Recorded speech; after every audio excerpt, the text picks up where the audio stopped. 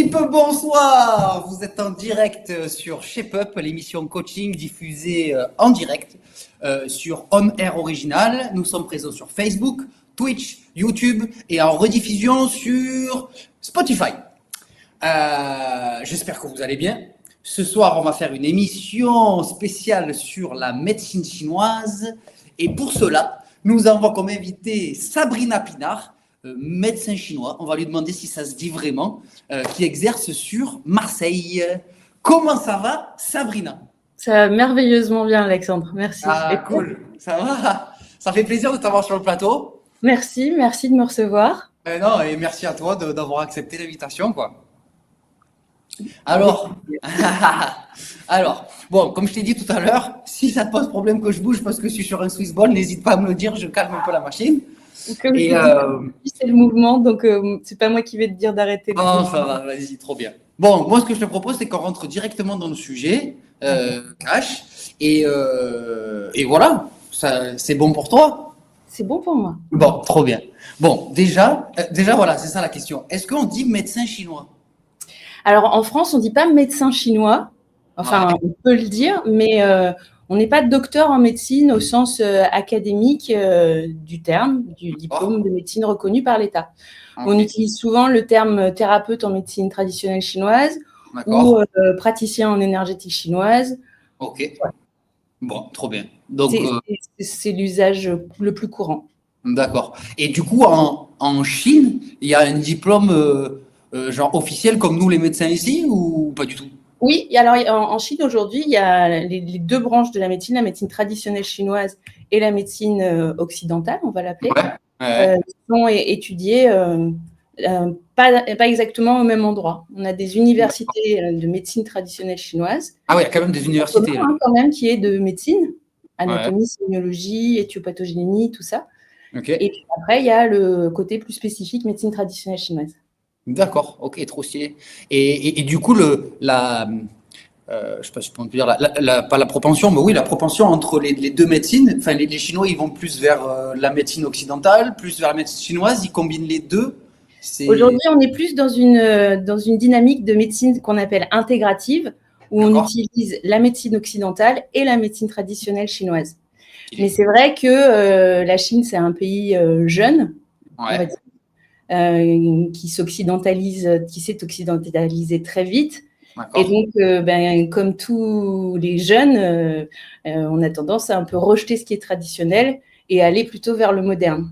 D'accord. Je me souviens que dans le début des années 2000, quand j'essayais de contacter des Chinois pour pouvoir parler en chinois en France en rentrant de Chine, quand je disais que je faisais de la médecine traditionnelle chinoise, on me répondait « Oui, mais nous, on préfère quand même ce qui est moderne. » D'accord, ok. Mais aujourd'hui, on est depuis la crise de la grippe aviaire, on est beaucoup plus orienté vers une médecine intégrative. D'accord. Quand tu dis « on », c'est en Chine? En Chine, en Europe, aux États-Unis, au Canada. Ok. Quand tu dis intégratif, c'est qu'on utilise à la fois la médecine occidentale et la médecine chinoise qui apporte aussi des bienfaits dans les traitements, quoi, c'est ça? Tout à fait. Ok, trop bien, trop bien. Alors, déjà, est-ce que tu peux expliquer, on va dire, à nos auditeurs, qu'est-ce que c'est concrètement pour nous planter un peu le décor, la médecine chinoise ou je vais pas dire vulgairement, mais de façon simple pour planter un peu le décor, tu vois? Qu'est-ce que... Tu me rappelles combien de temps on a, s'il te plaît? De quoi? Tu me rappelles combien de temps nous avons? Tout le temps que tu voudras. La médecine traditionnelle chinoise, c'est un système médical qui est issu essentiellement de la pensée taoïste, donc il y a quelques milliers d'années. Les hommes se sont rendus compte que tous les phénomènes qui surgissent dans l'univers surgissent également dans notre corps. D'accord. C'est-à-dire, alors, pour la médecine traditionnelle chinoise, l'être humain est entre le ciel et la terre, et l'énergie, qui est circule entre le ciel et la terre, et quand l'homme est au centre, l'énergie peut circuler librement, il peut recevoir l'ancrage de la terre, mais aussi au niveau spirituel, le côté éthéré, les deux doivent se rejoindre pour que le système fonctionne. Ok, d'accord. Un peu comme un arbre qui a besoin de la terre pour être nourri, mais aussi de la lumière pour alimenter cette nourriture et cette énergie. Ok, stylé. Ok, ok, ok. En médecine traditionnelle chinoise, on dit que l'âme est yin. On va tout de suite rentrer dans le sujet yin. Vas-y. L'âme est yang. Je répète, l'âme est yang. Elle navigue dans l'univers jusqu'à trouver un réceptacle, un corps. Ouais. Yin et yang s'assemblent et la vie apparaît. Wow. Oh, ça commence fort là. Ok. Et donc le yin et le yang, c'est le signe qu'on peut voir là, le noir et blanc. Yin-yang, voilà, c'est ça. Ouais. Ok. Oui, vas-y. Non, vas-y, là, je t'écoute. Et yin et yang, c'est quoi? C'est deux opposés, non? C'est pas uniquement des opposés. C'est pas uniquement des opposés parce qu'ils sont complémentaires. Opposés, cet effet de répulsion. Là, on a vraiment une notion de complémentarité, d'engendrement. L'un n'existe pas sans l'autre et vice-versa. Et oui, on a une tendance à classifier les choses de façon duelle. Donc, jour, yang, nuit, yin. Homme, yang, femme, yin. Solide, liquide. Et en fait, il y a cette classification, mais on dit que yin et yang est à l'origine des 10 000 choses. D'accord. Donc, de partout, tu pourras trouver une différenciation yin-yang. D'accord. Ok. On dit que l'être humain arrive sur Terre et s'incarne dans un corps humain, donc l'âme s'incarne dans un corps humain et l'être humain a des capacités de réalisation incommensurables. C'est-à-dire qu'en chacun de nous existent toutes les qualités présentes dans l'univers. Et quand je te parle de qualité, je vais te parler de douceur, de rigidité, de force, de fragilité, de lumière, de pénombre. Et qu'est-ce qui fait que des fois, on ne les exprime pas toutes? Ça vient de notre éducation, bien souvent. Tu vois, on arrive dans un noyau familial et puis dans ce noyau familial vont être stimulées certaines qualités. D'accord. Malheureusement, parfois c'est la peur, d'autres fois ça va être la créativité, la douceur, l'effacement. Dans certaines familles, il ne faut pas parler pour que tout se passe bien. Dans d'autres, par contre, il faut exprimer les choses. D'accord, ok. Tous ces contacts qu'on va avoir avec les autres, notre famille, puis à l'école, nos instituts et les rencontres qui vont nous être offertes dans la vie vont nous permettre de cultiver telle ou telle qualité. Par exemple, toi, tu cultives la qualité sportive, dynamique, en mouvement. D'autres vont plutôt cultiver qualité de sédentarité, de ne pas trop bouger. D'accord, ok. Et bon, du coup, oui, alors donc l'âme yang qui s'incarne dans un corps humain yin. Non, c'est ça? Non, ouais, c'est ça. Oui. Et du coup, après, c'est quoi les fondements de la médecine chinoise? C'est quoi, vous avez des piliers, des fondements, des règles particulières? Je crois qu'on a dit ça, ok, mais qu'est-ce que... Les plus connus sont la règle des 5 mouvements et des 5 éléments. Il faut savoir que c'est une médecine qui est empirique et que tous les ouvrages qui nous ont été transmis, les classiques et donc tous les enseignements, ont été compilés au fil de milliers d'années. Donc, il faut s'imaginer à l'époque où on n'avait pas d'eau, pas d'électricité, où on était nomade et où on devait chasser, par exemple, tu vois, juste avant qu'on se sédentarise, en fait. Donc, cette observation, c'est, tiens, j'ouvre les yeux, il y a de la lumière, c'est le matin. Mon énergie augmente, je peux aller chercher à manger, et puis, fin de journée, j'ai un peu plus froid, il fait sombre, et je me rendors dans ma caverne. Ça, je te parle là du cycle nictéméral. C'est quelque chose qui, à la base, avant qu'on soit hyper connecté comme aujourd'hui, était quelque chose de complètement naturel, en fait. D'accord. De vivre avec le soleil et de vivre avec les saisons. Avec les saisons. Au travers de leurs observations, ces êtres humains se sont rendus compte que, tiens, quand les feuilles, je te montre des arbres à côté de chez moi,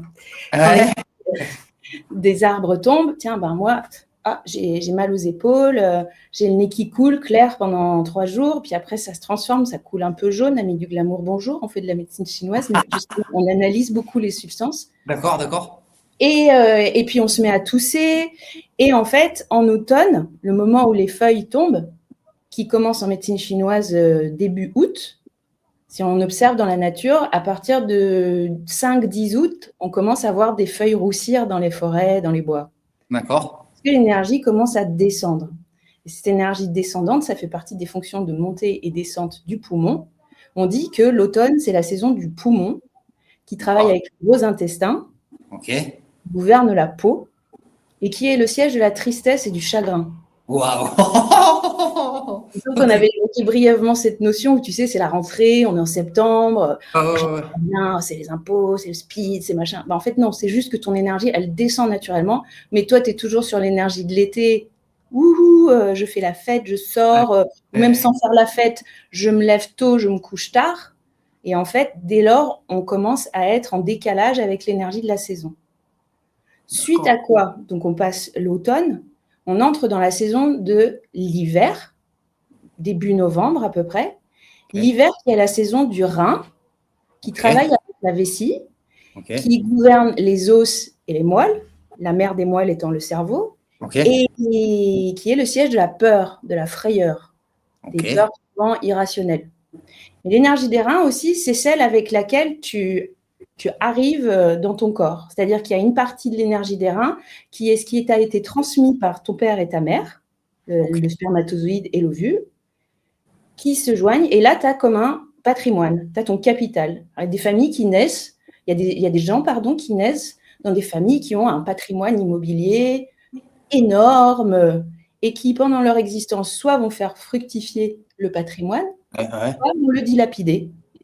Et qui vont se trouver à 28 ans très pauvres ou au contraire partir de très pauvres et arriver à 28 ans très riches. D'accord. Là, ça va dépendre en fait de l'hygiène de vie que tu es capable d'adopter ou que tu es forcé ou pas d'adopter pendant son existence en fait. D'accord. On reviendra là-dessus tout à l'heure si tu veux. Ouais, bien sûr, avec plaisir. À l'hiver succède le printemps. Au printemps, l'énergie monte en tourbillonnant pour aller nourrir les branches. Et les feuilles et les végétaux. Cette énergie-là qui monte en tourbillonnant, c'est l'énergie du foie, qui est le siège de la colère, qui travaille avec la vésicule biliaire, en siamois un peu. L'ouverture du foie se fait aux yeux. Donc, quand tu as des problèmes de conjonctivite, chalazion, tous les problèmes, la plupart des problèmes ophtalmos sont liés à un désordre du foie. Ça peut être lié directement ou indirectement, puisque comme on va le voir, chaque organe nourrit un organe et est nourri par un autre organe. Donc, tu peux avoir un déséquilibre du foie, mais qui prend sa racine à une déficience de l'énergie du poumon, déficience de l'énergie du rein, déficience de l'énergie du poumon, parce que c'est là que sont produits les liquides organiques pour la plupart, qui vont être transformés ensuite en sang et en énergie. Donc, quand tu as une bronchite chronique, une pneumopathie, une affection pulmonaire longue durée, et indéniablement, elle va produire moins d'énergie. Je reviens sur la saison du foie, donc le printemps. Au printemps succède l'été, et l'été, c'est une énergie explosive. C'est là que la nature est à son plus fort yang, puisque les jours sont les plus longs. Et l'été, c'est la saison du cœur, qui est le siège de la joie et qui travaille avec l'intestin grêle. Donc, il gouverne tout le système cardiovasculaire. Et là, voilà, on a déjà ces 4 saisons, mais pour passer d'une saison à l'autre, on utilise l'énergie de transformation, qui est celle du couple qu'on appelle rat-estomac. Dans la littérature chinoise, on les trouve souvent couplés. Donc, l'organe à proprement parler, c'est la rate en médecine traditionnelle chinoise. La rate qui est connectée à la terre, qui est reliée à la terre, comme le bois l'est au bois.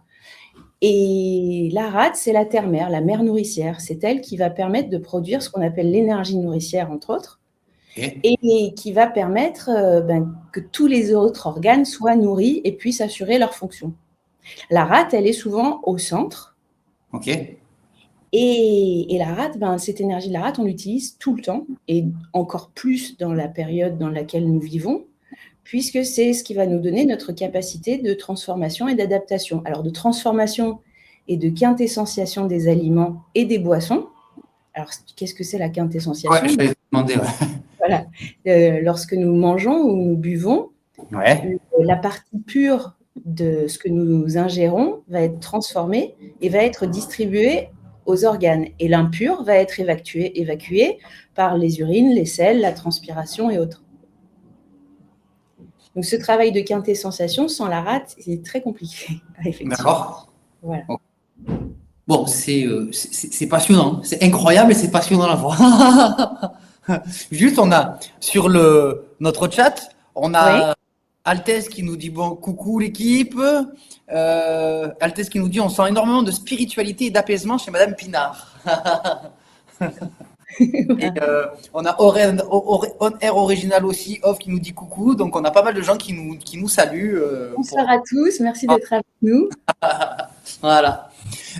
Ok, donc ça veut dire qu'en fait que, si je comprends, tu me dis, mais c'est que la médecine chinoise est basée justement sur la saisonnalité, qui chaque saison fait référence à un organe et à un type d'énergie particulière. Pas uniquement. Là, alors justement, tu as raison. Tu m'as demandé de te parler des notions fondamentales et je te dis que la règle, c'est une des notions, c'est la notion des 5 mouvements, des 5 éléments. D'accord. Là, tu m'en as dit 4 du coup. Eh bien, 5. On a dit poumon, rein, foie, cœur et rate. Ok. À un moment donné, dans l'histoire de la transmission et de la classification qui est très liée à la civilisation chinoise, au système politique notamment, au système d'expansion, à un moment donné, il a été décidé, ou il a été beaucoup plus fréquemment effectué, une classification d'absolument tout selon la règle des 5 mouvements et des 5 éléments. Donc, tu vas avoir des formes de visage qui vont être, ou des corporalités qui vont être plutôt métal, d'autres plutôt rate. Alors, la corporalité plutôt rate, elle est plutôt trapue, un peu ronde, un peu pas très grande. Le bois, il va être très long et élancé. Ça, ce sont des notions. Hein. Ce n'est pas quelque chose qui est gravé dans le marbre. D'accord. Parce qu'au fil des apprentissages et au fil de l'évolution de la médecine traditionnelle chinoise, ces classifications et ces notions qui nous permettent d'établir ce qu'on appelle en chinois un bianzheng, qui est traduit en français par diagnostic différentiel. Différenciation, en fait, diagnostic différentiel qui va nous permettre par l'analyse des symptômes des poux chinois, de visage, pour moi, des mains et de la langue, qui va nous permettre comme de tirer un fil rouge et d'aller jusqu'à la racine du déséquilibre. Déséquilibre dans le corps. D'accord. Ah, ok. En gros, ça te permet d'analyser. Après, tu arrives à savoir où est le mal, en gros, c'est ça? Oui, où il a commencé. C'est le plus important. À quel endroit dans l'histoire il y a eu un déséquilibre? Alors, tout à l'heure, je te parlais d'un rhume, par exemple. J'attrape froid. Je commence à avoir des contractures, j'ai la gorge qui pique, j'ai le nez qui coule un peu clair, je me mets à tousser. Un rhume banal, il se résout de lui-même en 7 jours. Tu bois un peu chaud, tu te fais un peu transpirer et normalement, ça rentre dans l'ordre. Si ça ne rentre pas dans l'ordre, le froid va pénétrer dans la couche inférieure et va commencer à atteindre le système digestif. Et là, tu vas avoir des désordres digestifs, des diarrhées, de la constipation, des brûlures d'estomac, mal au ventre. Et moins on va s'occuper de la situation, et plus l'agent pathogène, en l'occurrence ici le froid, va pénétrer en profondeur du corps et créer des déséquilibres qui vont donner apparition à des manifestations physiques de plus en plus importantes et de plus en plus difficiles à résoudre. Voilà. Et là, on parle de la classification selon les 6 couches. Il y a plusieurs, comme je te l'ai dit, il y a plusieurs outils qui nous sont proposés. Et ensuite, on va essayer de trouver la solution du problème du patient en fonction de ce fil d'Ariane qu'on va réussir à dérouler ou non. D'accord, ok. Trop stylé. Ok. Alors, attends, parce que j'avais fait des petites questions là quand même. Et du coup, on en avait parlé brièvement la dernière fois, mais il y a des branches particulières dans la médecine chinoise, genre des spécialités, un peu comme genre la médecine occidentale où tu vas être, je sais pas moi, cardiologue. Hein. Est-ce qu'il y a pareil en médecine chinoise? Il y a pareil en médecine chinoise. Alors, encore une fois, je vais essayer de donner un tableau qui soit facile à comprendre. Ouais. Parce que si vous voulez vraiment être fidèle à l'origine de la transmission, je vous parlerai du NEIKE, qui est une classification des maladies par zone. Mais c'est vrai qu'en médecine traditionnelle chinoise, on fait de la gynécologie, de la dermatologie, de la neurologie. On fait aussi tout ce qui est les allergies, les insomnies, les troubles, liés au stress, à l'anxiété. Alors, pour les patients qui sont vraiment psychiquement atteints, qui ont une maladie psychique telle que la schizophrénie ou des choses un peu plus graves, moi, je préfère les orienter chez un psychiatre parce que je ne pourrais pas leur apporter une aide suffisamment efficace par rapport à la pathologie. D'accord. Parce qu'elles sont beaucoup plus graves. Ensuite, par exemple, pour des retards de croissance chez l'enfant ou des retards de développement, ou un enfant, un nourrisson qui a des régurgitations, un reflux gastro-œsophagien ou qui n'arrive pas à dormir, des enfants qui n'arrivent pas à dormir non plus, les angines chroniques. Le champ d'action de la médecine traditionnelle chinoise est très, très vaste en fait. D'accord. L'ONU a reconnu 118 pathologies pour lesquelles on encourage l'utilisation de l'acupuncture. De la médecine. D'accord. De l'acupuncture, ok. Okay. Alors, par exemple, il y a quelques semaines, j'ai participé à une marche contre l'endométriose qui avait lieu à la Pointe-Rouge et qui était organisée par le club de sport Silhouette et Bicyclette. D'accord. Donc, il y avait un stand où Angélique était là pour parler, pour répondre aux questions des hommes et des femmes qui étaient présents sur l'endométriose et dire aussi que ces gens pouvaient bénéficier d'une aide par le biais de tout ce que proposait l'association. Et quand j'ai discuté avec elle, elle m'a dit « mais c'est vrai, l'acupuncture est vraiment recommandée pour les douleurs d'endométriose ». Alors, je ne suis pas en train de dire qu'il ne faut pas aller voir son gynéco ou son médecin, c'est important d'être suivi médicalement aussi, mais c'est vrai que c'est une aide très soutenante. D'accord. Oui, parce que après, on va aller un peu dans pas dans tous les sens, mais parce que c'était une des questions que je me posais, c'était que toi, tu peux, enfin, tu peux encourager quand même ou tu valides le fait qu'il y ait quand même la présence de la médecine occidentale et voilà. Et pour toi, c'est important. Tu n'as jamais dit à un patient ne prends plus ce traitement ou ne va pas voir un tel ou quoi que ce soit. Non, jamais de la vie. Ok. Jamais de la vie, parce que il m'a été donné d'être dans une situation où le patient, par exemple, ne voulait pas du tout recevoir de chimiothérapie. D'accord. Mais en fait, il faut savoir que, bon, les gens disent souvent, oui, la chimiothérapie, ils le considèrent comme un poison, comme quelque chose de pas très, naturel, parce que c'est chimique. Quand on prend des plantes chinoises ou quand on met une aiguille dans un corps, on crée une réaction chimique. Donc, c'est vraiment des carcans dans lesquels les gens se mettent. Et moi, je trouve qu'on a de la chance d'être dans un pays où on a accès à des médicaments. D'accord.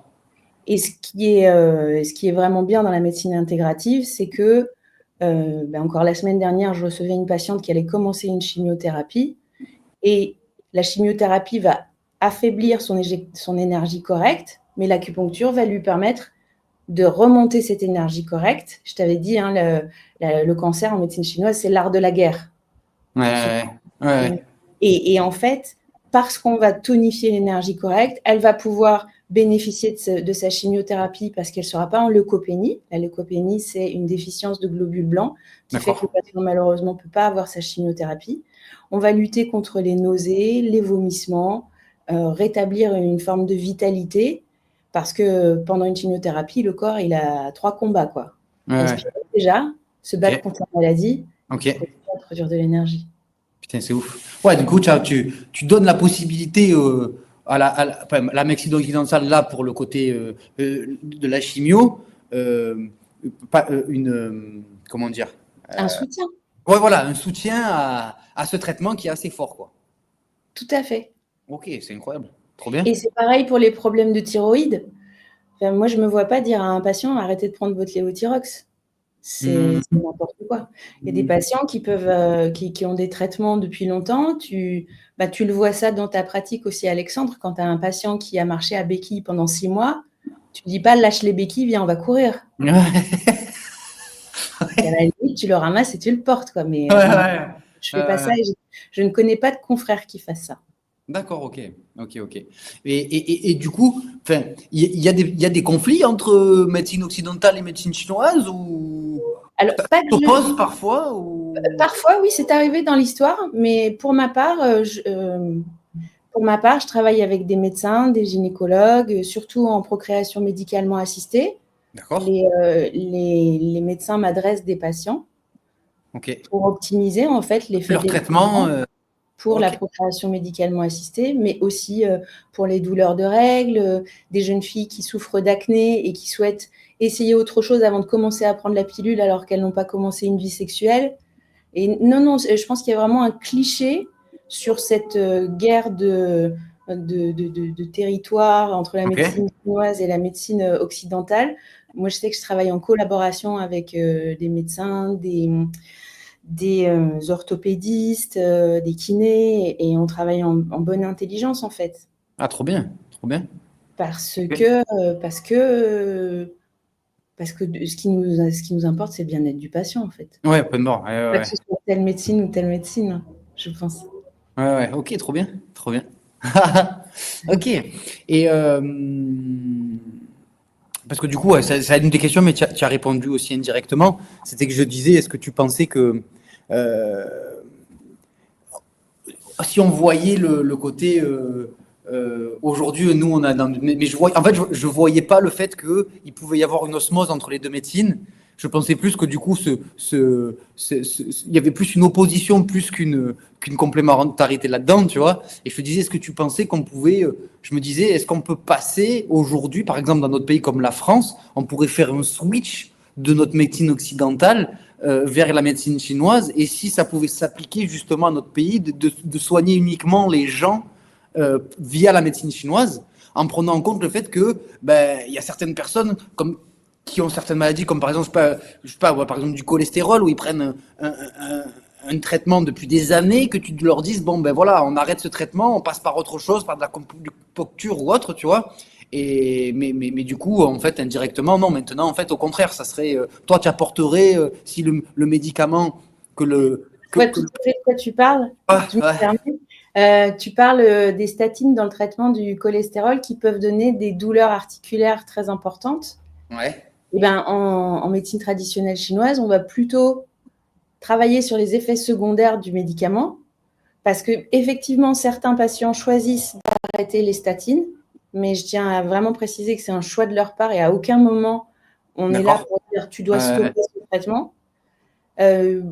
Pour ma part, il y a certains traitements médicamenteux qui ont des effets très importants à l'adolescence notamment, et pour lesquels je ne suis pas vraiment favorable. Tu vois, si je ne donnerais pas à mon enfant, par exemple. D'accord. Je suis personne pour dire il ne faut pas prendre ce médicament.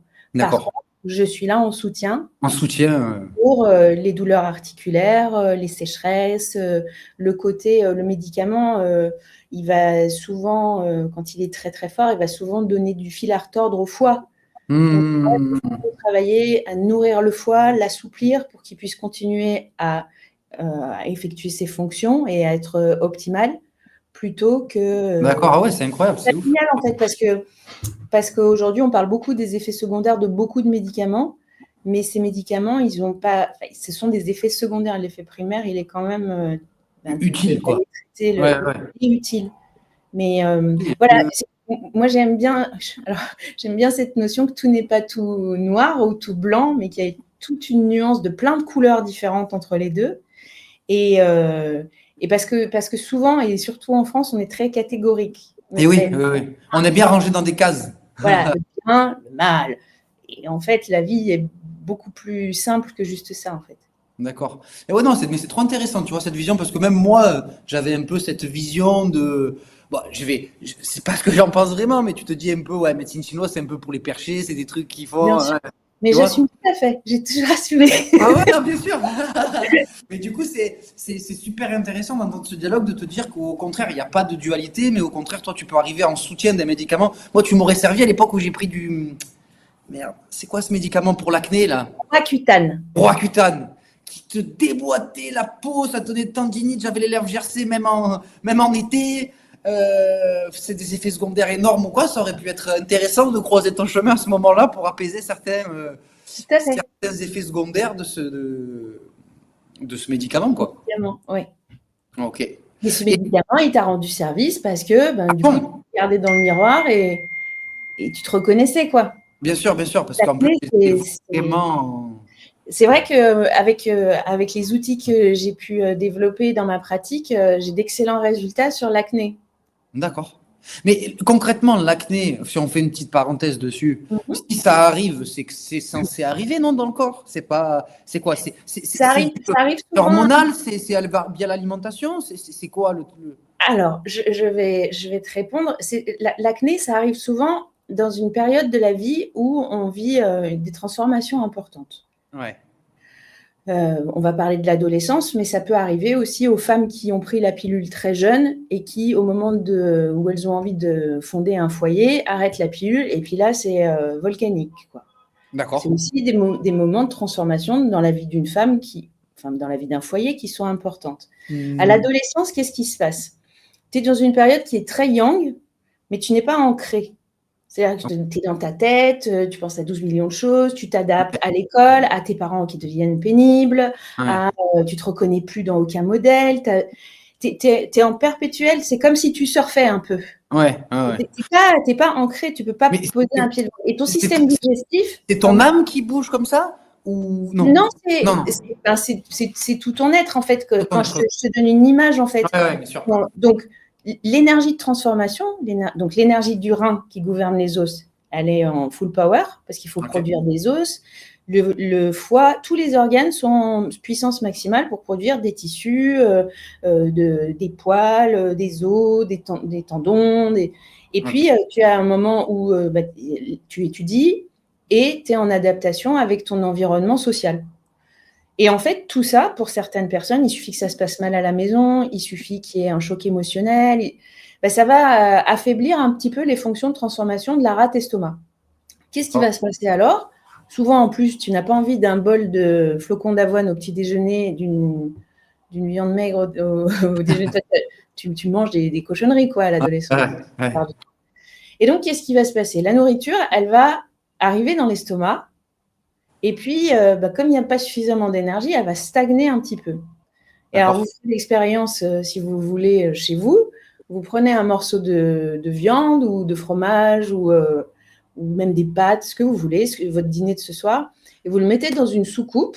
Vous en mettez dans une soucoupe et vous recouvrez la soucoupe d'un verre. Et vous laissez comme ça. Et vous allez voir qu'au bout de quelques heures, le verre, il va être chaud. Et puis, si vous laissez quelques jours, vous allez voir que ça va entrer un peu en putréfaction et que le verre va toujours être chaud. En fait, cette chaleur, là, je vous parle de ce qui se passe dans l'estomac, la chaleur, elle va remonter. Alors, je vais prendre Bob avec moi. Vas-y. Je ne sais pas si on voit. Je présente Bob. Ok, bonjour Bob. Ça fait des années qu'on est ensemble. Donc, la nourriture arrive dans l'estomac. Et puis, il va se produire de la chaleur. Et la chaleur, qu'est-ce qu'elle fait, la chaleur? Elle descend, elle descend pas, elle monte. Et donc, elle va remonter le long du méridien de l'estomac. Et là, je vais poursuivre sur mon visage à moi. Donc, elle va monter le long du méridien de l'estomac et elle va s'exulter au visage sur le méridien de l'estomac. D'accord. Tu vas avoir des boutons, beaucoup sur les joues, le menton, les ailes du nez. Moi, j'en ai eu même en haut du dos et en haut de la pointe des pecs, quoi. Pourquoi? Parce que je t'ai dit tout à l'heure, le poumon travaille avec le gros intestin et gouverne la peau. Donc, quand tu as de la chaleur qui stagne dans ton système digestif, à un moment donné, cette chaleur, il faut qu'elle exulte. Donc, si tu ne peux pas l'évacuer par les selles, elle va exulter par la peau. D'accord, ok. Et souvent, ça fait des boutons rouges, des pustules, un peu… voilà. Incroyable. Donc, pour ça, on a d'excellents résultats en médecine traditionnelle. D'accord, trop bien. Et du coup, tu as parlé de méridien. Tu peux en dire un peu plus dessus? C'est quoi un méridien? Alors, en 2 minutes, c'est ça? Non, franchement, prends ton temps. Imagine un réseau fluvial. Ok. Eh bien, un méridien, les méridiens, ou alors qu'est-ce que je pourrais te donner d'autre comme. T'avoue, je vois pas trop ce que c'est. Une carte mère, tu vois les cartes mères électriques? Un réseau électrique? Ouais, un réseau électrique, un réseau électrique. Alors, je te parle d'un réseau électrique parce que les gens vont facilement voir qu'il y a des points qui communiquent. Ouais. Tu allumes le courant et puis, parce que tu appuies sur l'interrupteur, on va dire que quand on appuie sur l'interrupteur, on inspire. Et là, on met en marche le système d'alimentation d'électricité. Ok. Qui est connecté pour allumer la salle de bain, le four, la cuisine, toute la maison. Et l'énergie, elle va circuler comme un réseau fluvial. Quand je te parle de réseau fluvial, je te parle de la source qui est à la montagne, qui est un filet d'eau, un petit ruisseau, et qui, au fur et à mesure de son cheminement, va descendre le long de la montagne. À un moment donné, il va y avoir des lacs. Ouais. La rivière va grossir un peu, se transformer en torrent, puis en rivière, et puis après, elle va aller se jeter dans la mer. Okay. Et en fait, tu as plusieurs courants d'eau qui vont se croiser à certains endroits du relief, mais de la planète et du corps humain, c'est pareil. D'accord. Alors, quand par exemple, pour être un peu plus concrète, quand par exemple j'ai un problème pulmonaire, un problème de toux chronique, la toux chronique va devoir générer une irritation de la gorge. Elle va peut-être aussi, parce que comme j'ai beaucoup toussé, j'ai mal au dos, j'ai mal au ventre. Chez certaines personnes, ça peut provoquer de l'énurésie. C'est quoi ça? Ou une incontinence urinaire plutôt. L'énurésie, c'est quand on fait pipi au lit. Une petite incontinence urinaire ou vraiment des douleurs costales. Donc, tu vois, d'un symptôme, en fait, va découler plusieurs symptômes. Donc, la toux est sèche. Je sais qu'il y a de la sécheresse dans le poumon. Je vais utiliser le long du méridien du poumon qui commence ici et qui va le long du bras jusqu'au doigt. Ouais. Je vais utiliser en fait des points qui vont soit être des points lacs dans le réseau fluvial, tu vois, ou des points fleuves qui vont me permettre de tonifier l'énergie du poumon, de restaurer ses capacités de montée et descente. Mais il va falloir que je l'humidifie ce poumon. Et en utilisant les points d'acupuncture de différents méridiens, je vais pouvoir restaurer une hydratation. Le méridien, c'est comme, les méridiens, c'est comme une cartographie en fait du corps, c'est ça? Tu as des chemins? Non. C'est pas une cartographie, je le dirais pas comme ça. Ça peut l'être, mais c'est plutôt oui, c'est plutôt des chemins de régulation comme imagine un violoncelle. Ouais. Tu vois, le violoncelle, il a 4 cordes et en fait, quand tu accordes les cordes, les cordes sont les méridiens du violoncelle. Et du coup, ces méridiens, tu les stimules quoi? Par l'acupuncture du coup ou par d'autres choses? Par l'acupuncture. D'accord. Donc, ça veut dire que tu fais l'acupuncture. Par l'acupuncture, mais le symptôme, il peut être traité par la pharmacopée chinoise également. L'acupuncture, en fait, on dit en chinois Zhenjiu. Zhen, c'est l'aiguille, Jiu, c'est l'armoise. L'armoise, c'est une plante qui pousse dans la forêt, au pied des arbres, qui est séchée et qui est agglomérée en cigare ou en petits tas qu'on va mettre à brûler sur les aiguilles ou quand il est en cigare, comme je l'utilise, j'approche le bâtonnet incandescent des points d'acupuncture et je chauffe les points d'acupuncture. Ça, c'est l'acupuncture moxibustion, Zhenjiu. On a aussi la diétothérapie chinoise, le tuena, tuer-na pousser, c'est le massage. On a c'est ce que tu pratiques aussi, ça? Oui. On a la pharmacopée chinoise, on a les réflexologies. Quand tu dis pharmacopée chinoise, c'est-à-dire c'est genre des plantes, des... Voilà. On utilise la synergie de différentes parties, de différentes plantes et minéraux. D'accord. Pour faire ce qu'on fait avec les aiguilles, mais au quotidien avec les plantes. D'accord. Et ça arrive en soutien de, par exemple, de l'acupuncture? Genre, tu fais ça, plus tu leur dis, tu vas prendre un mélange de telle et telle plante pour dynamiser le travail que j'ai fait aujourd'hui sur... On va avoir l'équivalent de ce qu'on a fait aujourd'hui, mais au quotidien, pendant un certain temps. Ok, stylé. Ouais. Après, tu as dit réflexologie. Les réflexologies palmaires, plantaires, abdominales. Ok. J'utilise aussi les ventouses. Ok. Qui sont très efficaces pour les bronchites chroniques, par exemple. Une bronchite qui s'éternise. Les ventouses, parce qu'on en avait parlé la dernière fois, mais je ne me souviens plus. C'était genre les ventouses où tu as le sang qui vit. Non, c'est pas celle-là. Là, je t'avais parlé du service de l'hôpital de Nanjing où il y avait un service de saignée. Ouais, voilà, ouais. Bon, alors, moi, je n'utilise pas la saignée en France, mais c'est vrai qu'en Chine, pour certaines pathologies, des céphalées chroniques, des douleurs tendineuses, un déficit d'énergie, des douleurs de règles, de la constipation, des problèmes articulaires au niveau des jambes, on va utiliser ce qu'on appelle la saignée. Donc, on va utiliser une aiguille de saignée, faire saigner un vaisseau, mettre la ventouse sur l'endroit où on a piqué. Et en fait, au début, le sang qui va sortir, ça va être un sang noir et il laisse sortir le sang jusqu'à ce qu'il soit rouge. Donc, on a levé la stagnation qui crée la douleur et on a produit une micro-inflammation qui fait que ça se régénère. Et toi, tu serais OK pour utiliser cette technique, par exemple? Enfin, c'est avéré que ça marche ou? C'est avéré que ça marche, mais en France, c'est trop compliqué à utiliser. Voilà. Okay. Et le système de ventouse que tu utilises, c'est c'est la même chose que tu as vu aux Jeux Olympiques de 2018, je crois. Tu sais, les nageurs avaient des traces de bleu. Ouais. Ce sont des ventouses. Moi, le kiné, un jour, il a utilisé ça sur mon avant-bras parce que je m'étais fait mal au coude, là. Et il prenait une genre de ventouse où il pompait dedans, là. Ça m'aspirait la peau. Et c'est ce style-là. Alors, moi, je n'utilise pas les ventouses pompées. Ok. C'est avec la chaleur? À l'intérieur de la ventouse avec une flamme. Ok. Et une fois que le vide est fait, j'appose la ventouse sur. Je le fais de façon traditionnelle. Ok, stylé. Et du coup, c'est quoi? C'est pas uniquement pour des douleurs articulaires ou musculaires, ça? Ça, c'est pour plein d'autres choses ou juste pour ça? Pour plein d'autres choses, oui. D'accord. Ok. Ça, c'est ouf. Et les autres, les autres moyens que tu en as d'autres dans ta mallette? La diétothérapie. L'hypnothérapie? La diétothérapie.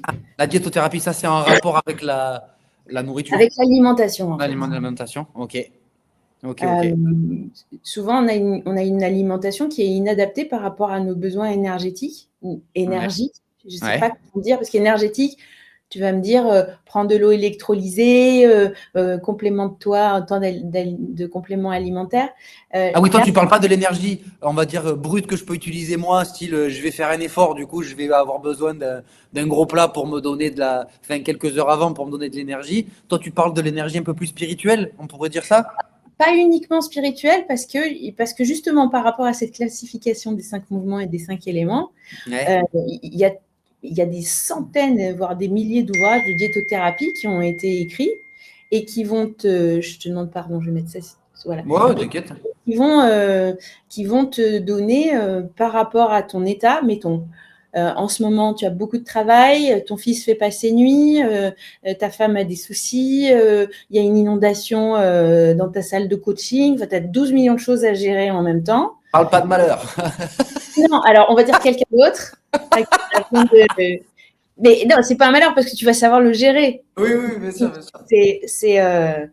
Tu rentres le soir, tu te poses et là, tu te mets sur le canapé et d'un seul coup, tu te mets à penser à des trucs. Tu te dis, pourquoi je suis en train de penser à ça en fait? En fait, tu es dans le ressassement, la rumination, ton esprit s'en va et si je te demande est-ce que tu manges bien, tu vas me dire oui, le matin, je prends un café et peut-être pas toi, mais le matin, je prends un café et une tartine. À midi, je fais salade, fromage blanc, café. Et le soir, un repas normal. Et en fait, ce repas de midi, par exemple, quand tu es en déficience d'énergie de la rate, il est totalement inapproprié et il va plutôt flinguer ton énergie plutôt que te revigorer. Parce que la salade, ton corps va avoir besoin de la cuire. D'accord. Il va lui demander de l'énergie. Le fromage blanc, il va falloir le quintessentiel. Le bénéfice retiré de la digestion d'un fromage blanc, il est nul par rapport à la consommation d'énergie de rate-estomac qui est nécessaire. Okay. Le café, c'est un produit qui est amer et froid. Okay. Et la rate craint tout ce qui est froid. Donc, en fait, tu renforces la situation négative en pensant t'alimenter de façon correcte. Quand on est en déficience d'énergie de la rate, on va manger cuit, on va manger chaud, on va boire chaud ou à température ambiante. On va éviter les produits laitiers ou très transformés. Et on va manger plutôt de la courge, du butternut, du riz, le riz nature qui est un produit qui a une saveur neutre et qui, lui, va tonifier l'énergie de la rate.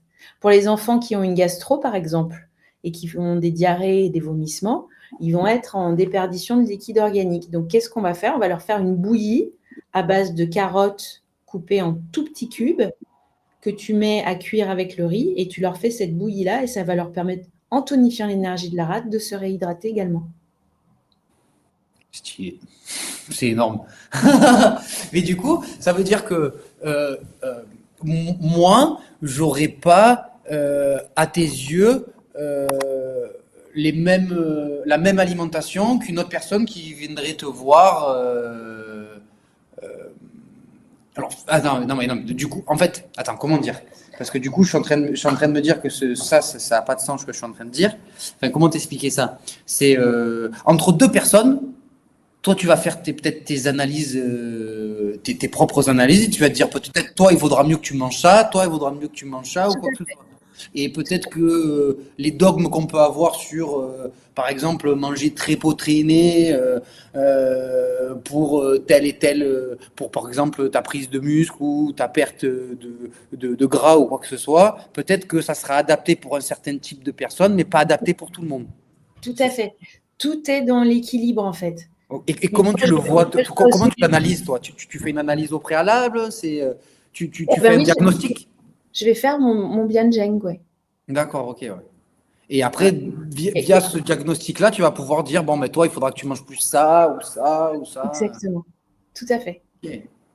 Et est-ce que la médecine chinoise, ça marche aussi en prévention plus que... Est-ce que, par exemple, moi, j'ai l'impression que tout va plus ou moins bien, mais est-ce que tu penses que si moi je venais te voir demain, tu pourrais m'orienter vers certaines pratiques ou certaines choses qui seraient bénéfiques pour peut-être ma vie, mon style de vie, ou faut forcément venir te voir parce qu'il y a un problème, genre j'ai mal à l'épaule, ou autre, je sais pas. Hein. Enfin, je te dis ça parce que j'ai mal un peu à l'épaule, mais je m'occupe de ton épaule quand tu veux, Alexandre. Ok, cool.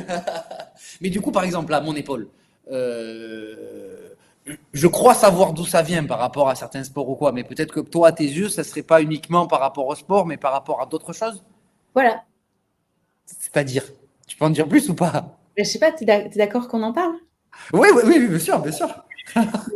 Si tu as mal à l'épaule, est-ce que déjà tu es entravé dans tes mouvements? Par moment, ouais. Ça te fait une douleur en corde un petit peu? Moi, en fait, clairement, j'ai mal au niveau de mon acromion, là.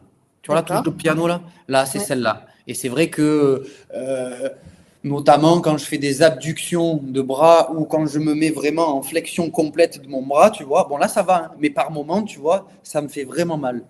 Ouais. Et des fois, du coup, pour mes mouvements d'haltérophilie, ça me pose problème, quoi. Ça me pose problème.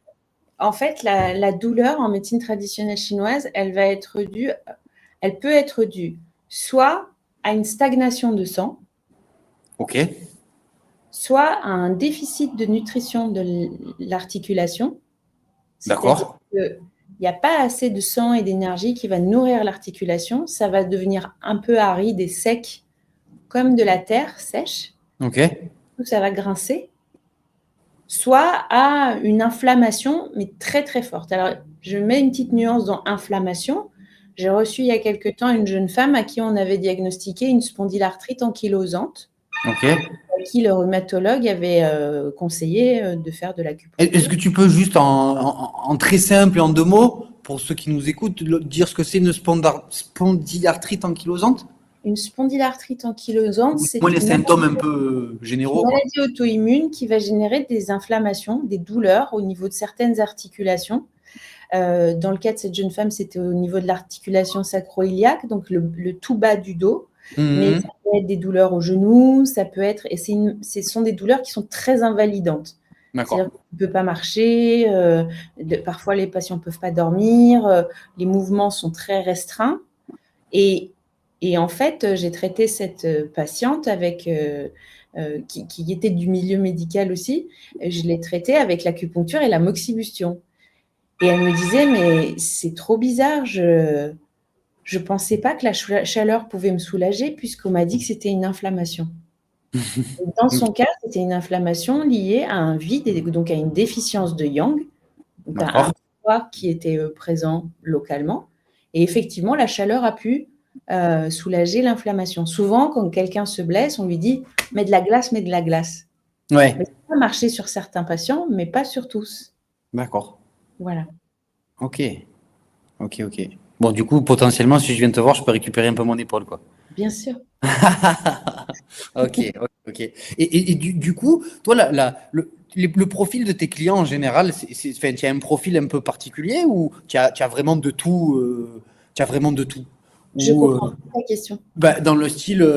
Quels sont mes patients, tu veux dire? Ouais, dans le sens, est-ce tu as plus de patients qui viennent te voir pour concrètement des douleurs qu'ils peuvent avoir dans le corps, pour une maladie qui traîne depuis des années qu'ils n'arrivent pas à guérir et ils se disent, bon, ben finalement, je vais faire entre guillemets l'effort de venir voir la médecine chinoise parce que j'ai tout mis de côté sauf ça et donc du coup, peut-être que je vais tester. Est-ce que c'est des maladies liées aussi, on va dire, psychologiques ou des dépressions Toi, ton panel le plus présent dans ta clientèle, enfin, si tu peux en parler, bien sûr, hein, Moi, j'insiste sur le fait que je n'ai pas de clientèle. Ok. J'ai une patientèle. Et encore, c'est Ok. pas mes patients. Enfin, c'est des patients qui viennent. Et écoute, il y a beaucoup de patients qui, effectivement, arrivent chez moi en dernier recours. Donc, ils ont essayé beaucoup de choses et puis rien n'a fonctionné. Et un jour, quelqu'un leur a dit, ah ben, j'ai vu cette dame et ça m'a aidé. Et donc là, j'ai vu un patient il y a quelques semaines qui avait des pieds énormes et depuis 10 ans, il ne pouvait pas marcher en fait. Et en fait, ce qu'il avait, lui, du point de vue de la médecine chinoise, c'est une stagnation d'énergie au niveau du méridien, du foie et de la vésicule biliaire. Donc, toute l'énergie restait bloquée en bas et ne remontait pas. Donc, il avait des douleurs atroces qui l'empêchaient de marcher avec des pieds énormes. Et on a fait une séance d'acupuncture moxibustion où j'ai mis les aiguilles. Où tu chauffes, ça, celle-là? C'est ça. Ouais, ok. J'ai mis les aiguilles sur les points des pieds notamment, mais pas que. Je l'ai aussi piqué au niveau du méridien de vessie, sur le dos, à plusieurs endroits. Ouais. Et en fait, il a pu recommencer à marcher. Alors, c'est vrai que ça semble spectaculaire parce que souvent les gens disent « mais si ça marchait, ça se saurait ». Alors, c'est pas miraculeux, hein, mais comme je dis aux patients, ça fait 10 ans que vous avez mal. L'énergie, elle s'est habituée à circuler d'une certaine façon. Nous, on a remis les choses dans le droit chemin, dans la bonne voie, comme on dirait.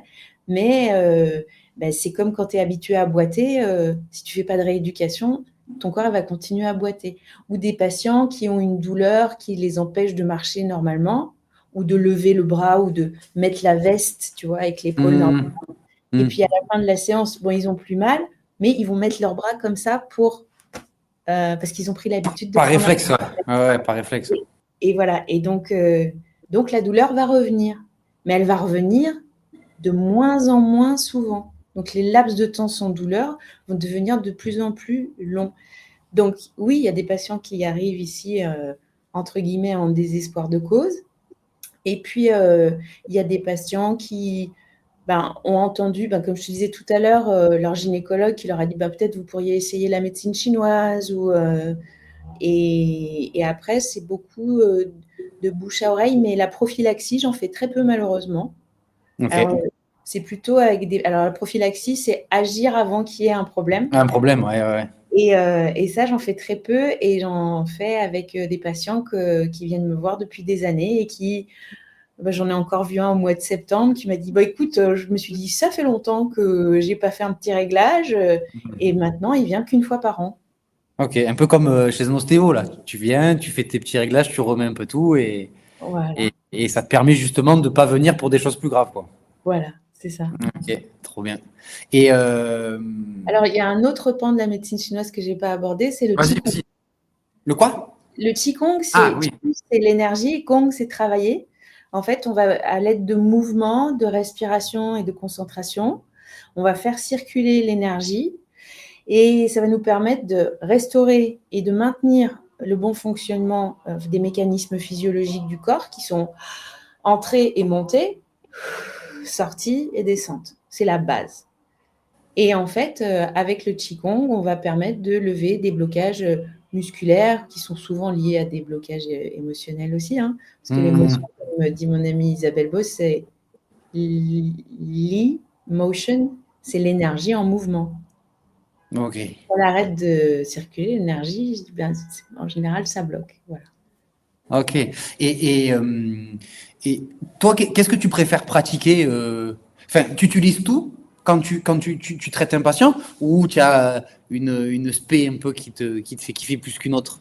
Style, tu aimes bien l'acupuncture J'adore l'acupuncture. ou tu as plus de compétences, je sais pas comment dire, mais de level dans un domaine ou en fait tu utilises tout et c'est en fonction justement de ton client que tu vas piocher dans la mallette de la médecine chinoise? Alors, les deux, mon capitaine. C'est-à-dire qu'en fonction du patient, tu vois, parfois, il y a des enfants qui viennent.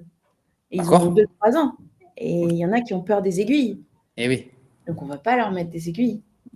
Une fois comme ça, par contre, il y en a qui veulent des aiguilles. J'ai vu une petite fille qui avait 4 ans à l'époque et qui avait perdu ses cheveux et ses sourcils.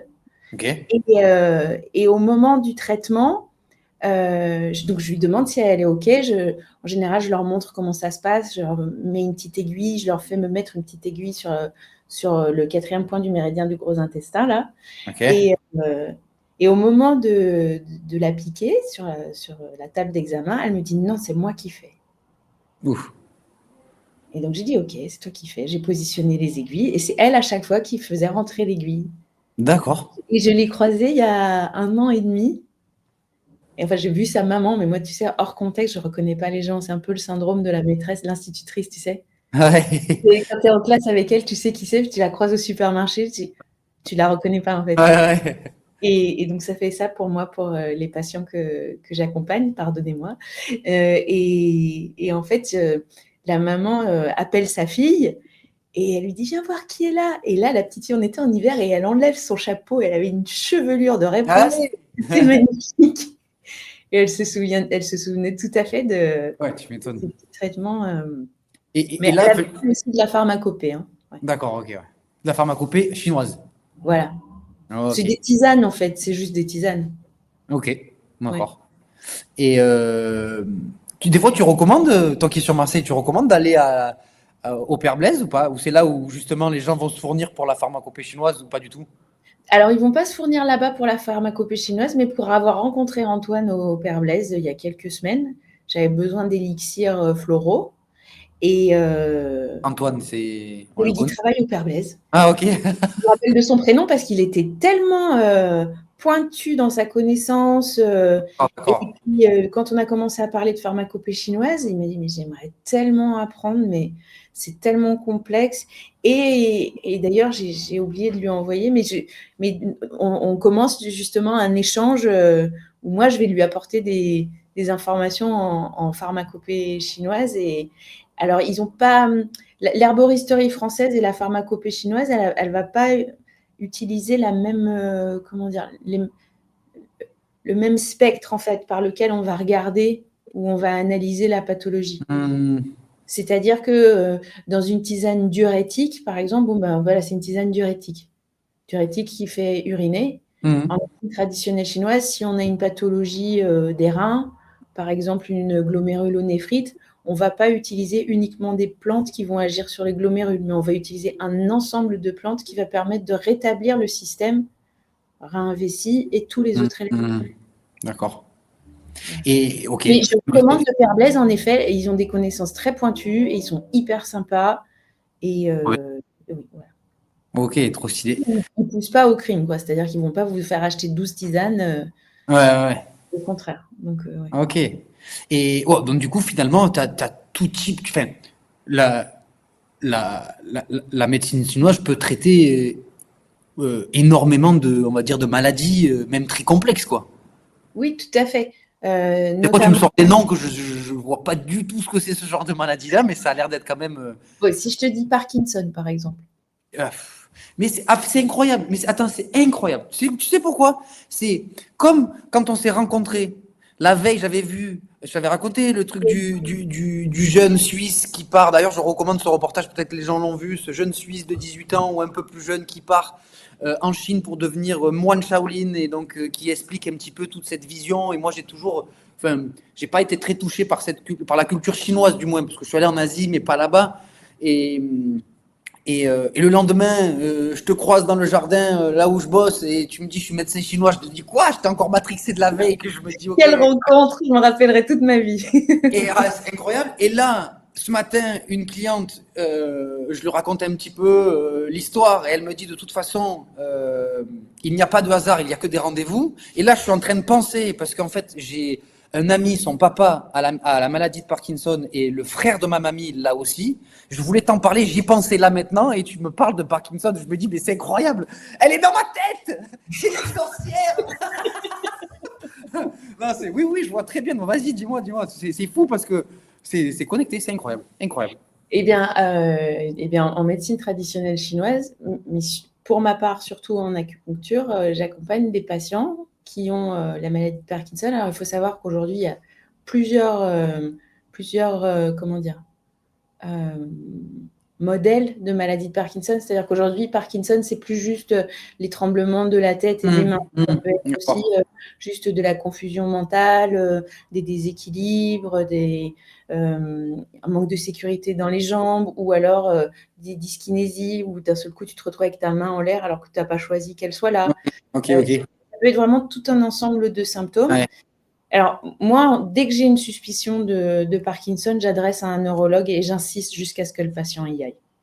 Pour que tu puisses avoir vraiment surtout pour que lui aussi puisse commencer à se prendre en charge de façon différente, parce que c'est souvent, il y a souvent une espèce de traitement par le mépris, en fait, des symptômes.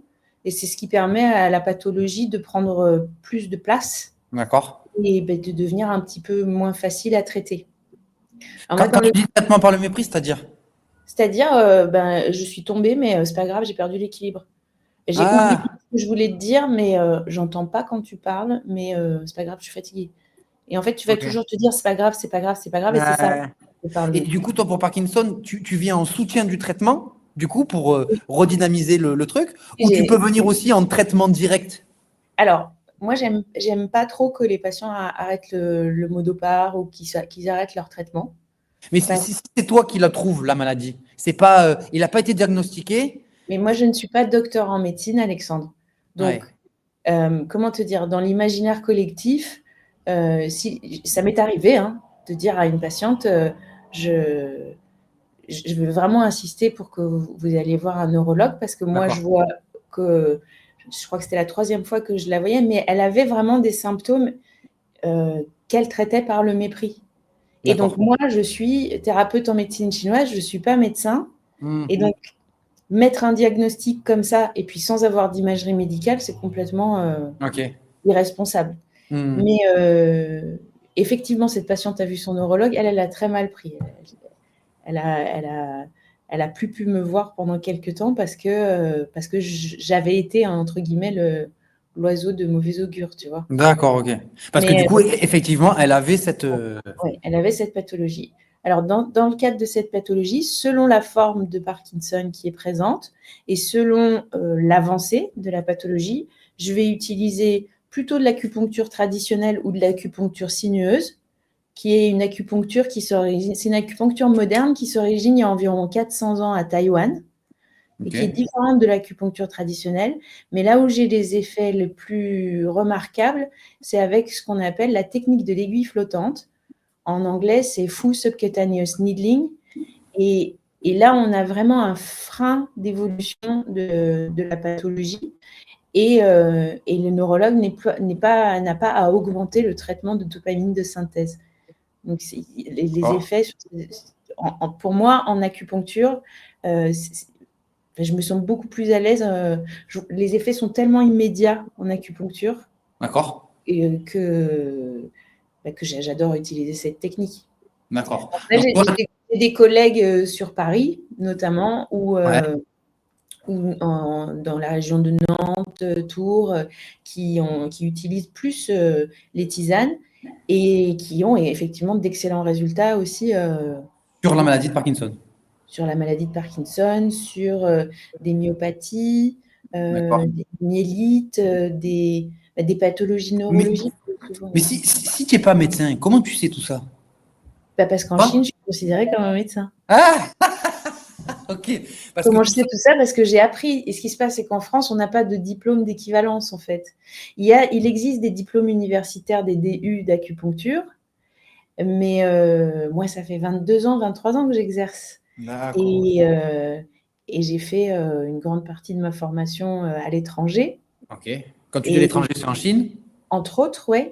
Okay. Mais aussi à Singapour, à Taïwan, à Hong Kong, New York. J'ai fait des échanges aussi de pratiques avec des thérapeutes à Berlin. Parce que pendant mon clinica à Baoding, j'ai beaucoup travaillé sur les AVC et les maladies auto-immunes. Ça, c'est vraiment quelque chose pour moi qui a marqué un tournant dans ma vie.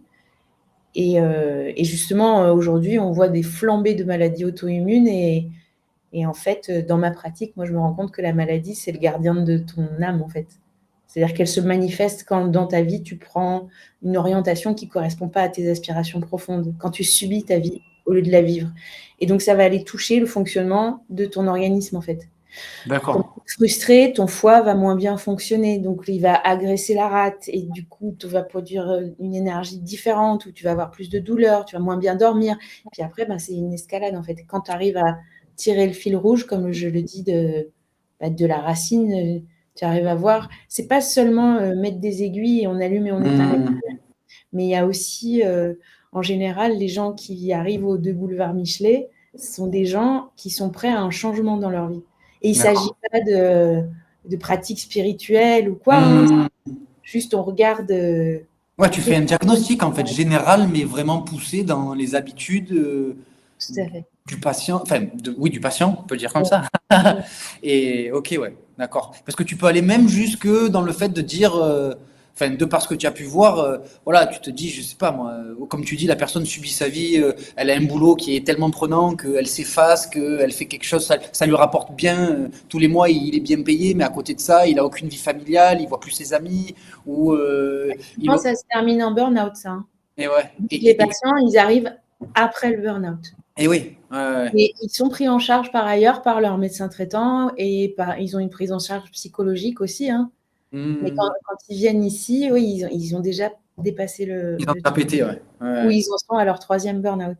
Ok, ouais. Et toi, tu peux intervenir aussi là-dedans, dans le fait de dire il faudrait que vous changiez telle ou telle habitude ou tel aliment ou Alors, non, moi, je ne donne pas de conseils, mais par contre, on réfléchit ensemble. Ok, c'est-à-dire que tu veux que ce soit lui qui trouve sa voie? Bah oui, sinon ça ferait de moi un gourou. Je suis personne, moi, pour connaître la vérité de l'autre. Par contre, on peut chercher ensemble. Ok. Tu comprends? Ouais, je comprends. Ah oui, c'est pas tu arrives, tu donnes ton corps, je te le règle et je te le rends. Hein. Eh ouais, mais ça veut dire que quoi? Ça veut dire que tu vas me faire prendre conscience de quoi pour mon épaule? Je vais devoir réfléchir, c'est ça aussi? Non, il y a des choses qui sont purement traumato. On n'a pas, on fait pas toujours du décodage biologique ou de. Ok. Et est-ce que dans la médecine chinoise, elle recommande de faire une activité physique ou sportive? Bien sûr. Ben, notamment par le qigong, mais bien évidemment, oui, le mouvement, c'est la vie, comme je te disais tout à l'heure. Donc ils sont pas fous là, tous ces vieux qu'on peut voir dans. Parce que moi, j'en ai vu souvent au Vietnam, des groupes mais qui se lèvent super tôt. Mais oui. Et les mecs, ils sont là et les filles, elles sont comme ça là, elles font circuler du coup l'énergie. Et pourquoi ils se lèvent super tôt? Parce que c'est le moment où le yang se lève dans l'univers. Donc, c'est là où ton énergie, elle se réveille, en fait. C'est là que tu bénéficies le mieux de la mise en mouvement. Ah, et moi qui marronnais quand tous ils se levaient à 4h du mat, je me disais, putain, mais c'est le bordel et tout, il y a trop de monde, trop tôt le matin. En fait, ouais, ils profitent de l'énergie, que de base, on était réglé là-dessus, quoi. Putain, c'est incroyable. C'est incroyable. Ok. Tu as encore un peu de temps ou... Oui. Ouais. Ok, trop bien. Qu'est-ce que j'ai voulu te dire? Ah oui, si tu peux en parler, bien sûr. Hein.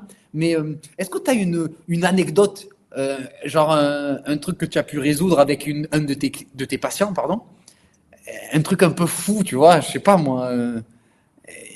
Tu vois, ou peut-être que tous tes trucs sont un peu fous, tu vois, quand on vient de voir, c'est vraiment le.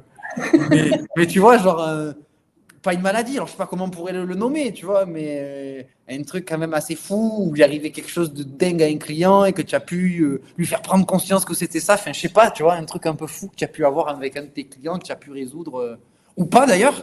Il y en a énormément En fait, tous les jours, moi, je vis des miracles ici. Et ouais. C'est tous les jours, mais je remercie le ciel d'être à l'endroit où je suis, de passer du temps avec des gens qui mobilisent du temps, de l'énergie, de l'argent pour vivre au mieux la vie qu'il leur est offerte de vivre, en fait. Et C'est bon. d'essayer de trouver une solution, tu vois.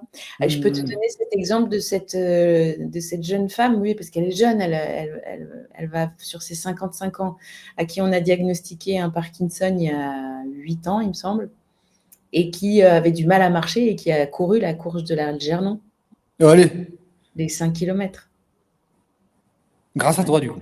Ah non, pas que grâce à moi, non, non. Moi, j'ai juste mis des aiguilles. Après, les efforts, c'est elle qui les a faits. Oui, oui, c'est un travail d'équipe, quoi. C'est un Mais travail d'équipe, mais oui, après, tu vois, moi, je peux être aussi juste, comment dire, le petit signe, en fait, qui te dit rien n'est figé, tout est toujours en mouvement, tu peux choisir la vie que tu as envie de vivre, en fait. ok. Et Et est-ce que par. Ouais, vas-y, vas-y. un diagnostic de Parkinson, c'est pas dans 7 ans, tu appareilles ta maison pas parce que tu pourras plus rien faire. Hmm. Tous les jours, en fait, tu peux décider, tu peux mobiliser de l'énergie, cultiver ce qu'on appelle en médecine chinoise le yang shen, c'est le maintien de la bonne santé, le maintien de la vie. Et c'est comme ça que tu trouves, moi, la semaine dernière, j'ai rencontré un homme de 70 ans, tu le regardes, il a 50 ans, et il fait des pics à vélo, il a une énergie extraordinaire. Et est-ce que ça veut dire, tout à l'heure, tu parlais de que le développement des qualités, enfin que dans l'humain, on a toutes les qualités, on a toutes les forces, ce que tu me disais au début là. Mhm. Est-ce que toi, tu peux vitaliser certaines qualités endormies ou qui ne sont jamais sorties parce que de par l'éducation, de par plein de choses de la vie, on fait que la personne n'a pas pu exprimer pleinement son potentiel. Est-ce que toi, par exemple, tu peux, je ne sais pas si ça se dit, vitaliser ou dynamiser certaines qualités endormies au sein des personnes? Alors, encore une fois, c'est pas moi qui le fais. Elle est trop modeste, elle est trop Mais non, modeste. pas du tout.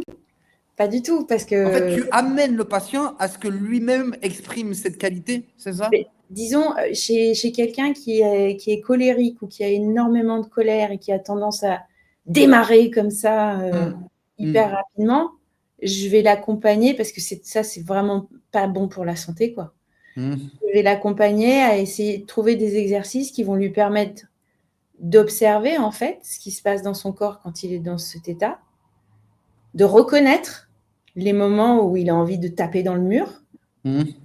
et on va transformer le réflexe, en fait. C'est-à-dire, D'accord. souvent, j'apparente la colère à, imagine, tu as des frères et sœurs, Alex? Non.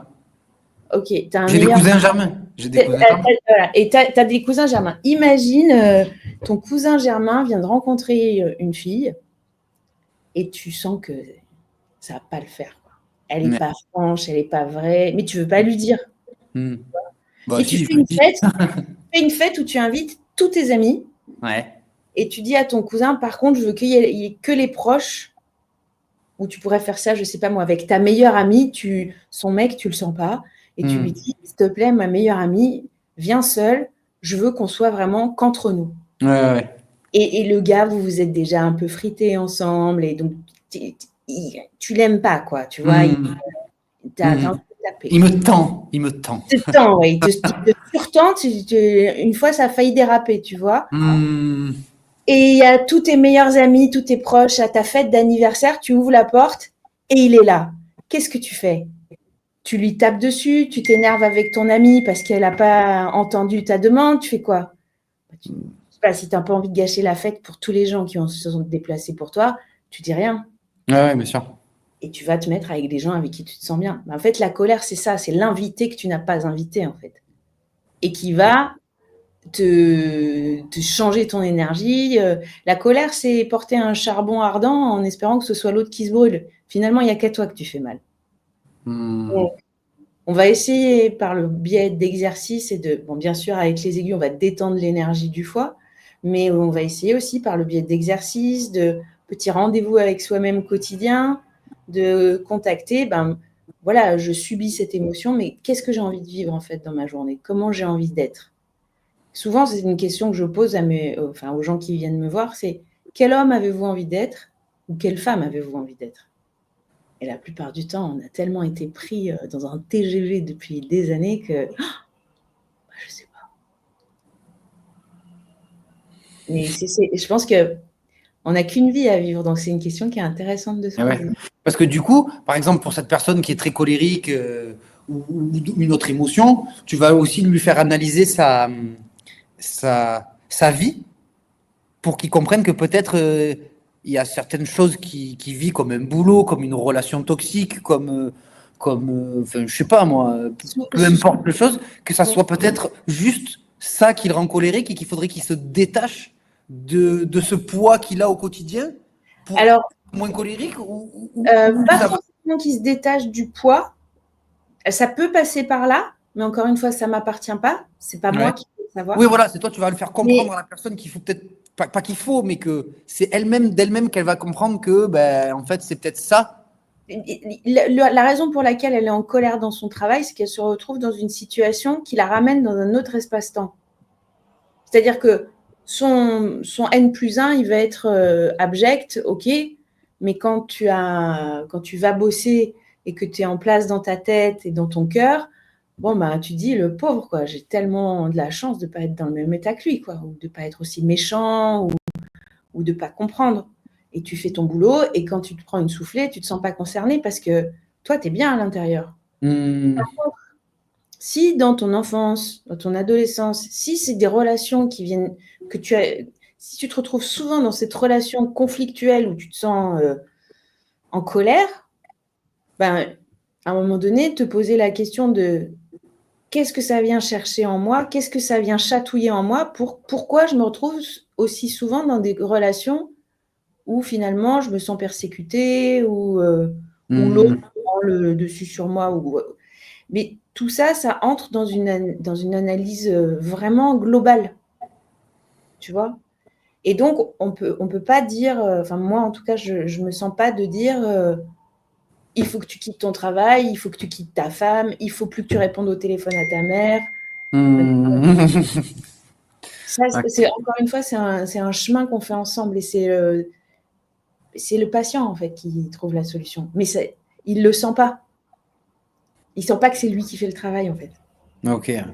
Bon, finalement, la médecine chinoise, c'est pas de la sorcellerie, quoi. C'est quelque chose de très codifié, avec vraiment des étapes particulières que tu vas respecter toi dans ton cheminement, des analyses. Chaque mot va correspondre à peut-être du coup un organe, ou peu importe sa correspondance, mais du coup, et chaque chose va te ramener du coup à un traitement particulier, ou à c'est pas du hasard, quoi. C'est pas du Non, bien sûr, tout à fait. Et encore une fois aussi, le patient est au centre, et moi, je suis jamais toute seule en fait avec le patient.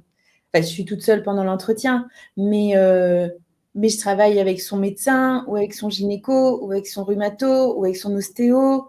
Il y a quelques semaines, je suis allée voir le kiné d'un patient qui a une sclérose en plaques pour lui expliquer comment on travaillait ensemble et ce dont il allait avoir besoin. Et vraiment, la collaboration et le fait qu'on fasse comme un filet un peu de sécurité pour nos patients, voilà, ils savent qu'ils ont une team sur qui compter, quoi. Mais il n'y a pas que... Et tous les thérapeutes en médecine chinoise, du coup, fonctionnent comme toi, ou pas, du coup, non? Non, pas tous. Et puis après, Dans le sens de... Ouais, vas-y. Je pense que dans notre pratique, on a chacun notre chemin de thérapeute aussi, et nos aspirations profondes.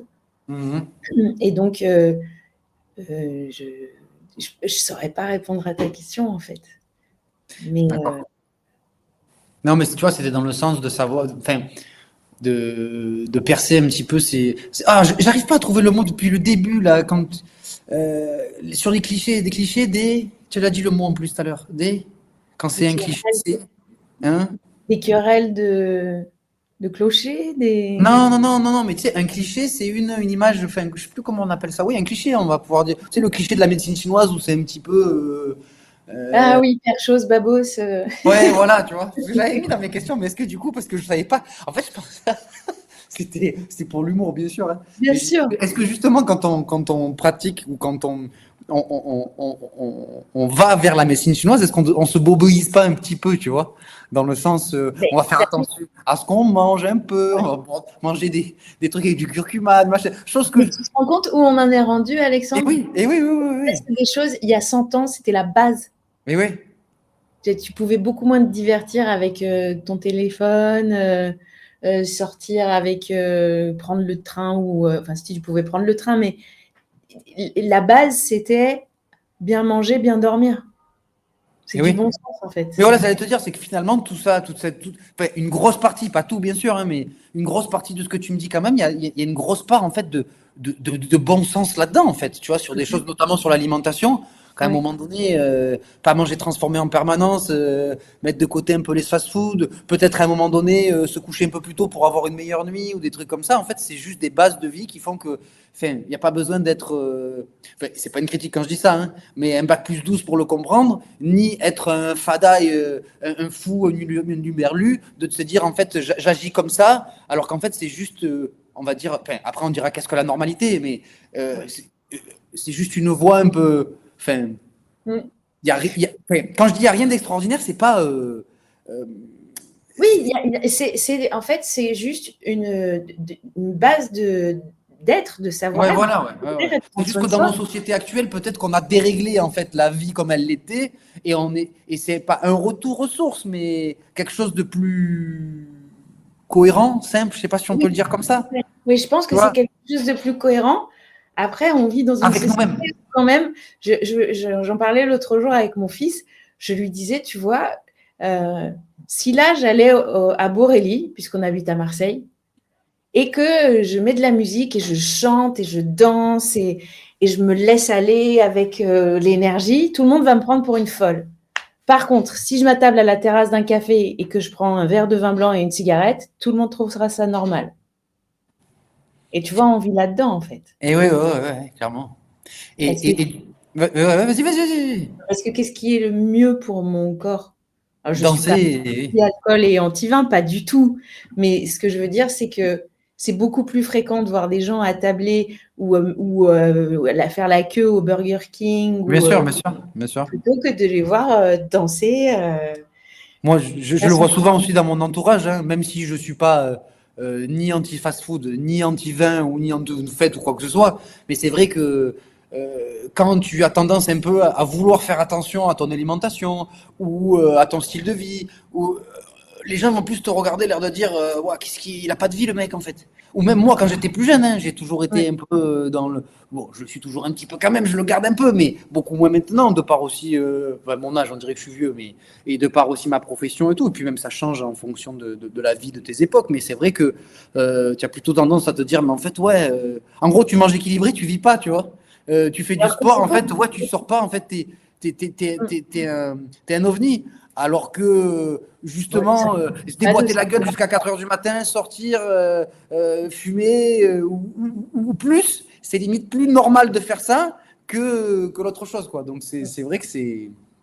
Et après, enfin, l'un n'empêche pas l'autre aussi. Bien sûr. Un bon vivant, parce que justement, tu sais que tu as eu une soirée un peu arrosée, tu rentres, tu fais ta décoction de gingembre, le lendemain matin, tu es nickel. Et oui, bien sûr. Ton sport, ta journée de travail. En fait, c'est dommage de catégorifier toujours, de toujours ranger dans des cases, alors que tu peux à la fois. En fait, c'est l'équilibre. C'est le truc que je disais, tu vois, tu peux quand même boire ton verre de vin, tu peux quand même boire ta cigarette, même fumer ton bambou, peu importe le truc. C'est que si c'est fait avec tempérance et que ça t'empêche pas de.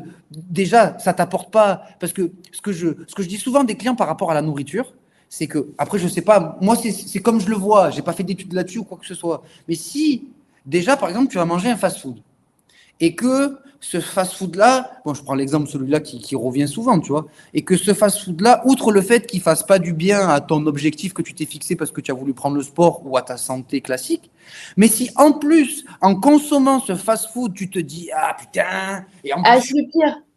je suis en train de faire ça, et je suis une merde, mais je le bouffe quand même. Donc, en plus d'ingurgiter un truc qui n'est pas ouf pour ton corps, énergétiquement, je ne sais pas si on peut le dire comme ça, en fait, tu ajoutes en gros un mal. Tout à fait. Tu vois, et donc, du coup, tu as la double sanction.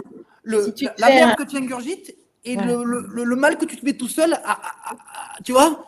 Oui, mais tu as tout à fait raison. Mais si tu vas sur cette nourriture-là, régale-toi. Exactement. Fais-le avec bonne conscience parce que sinon, c'est pas la peine que tu marronnes à le faire, quoi. Bah, oui, c'est la double peine. Exactement. Au moins, tu prends du plaisir et le plaisir, c'est très bon pour la santé.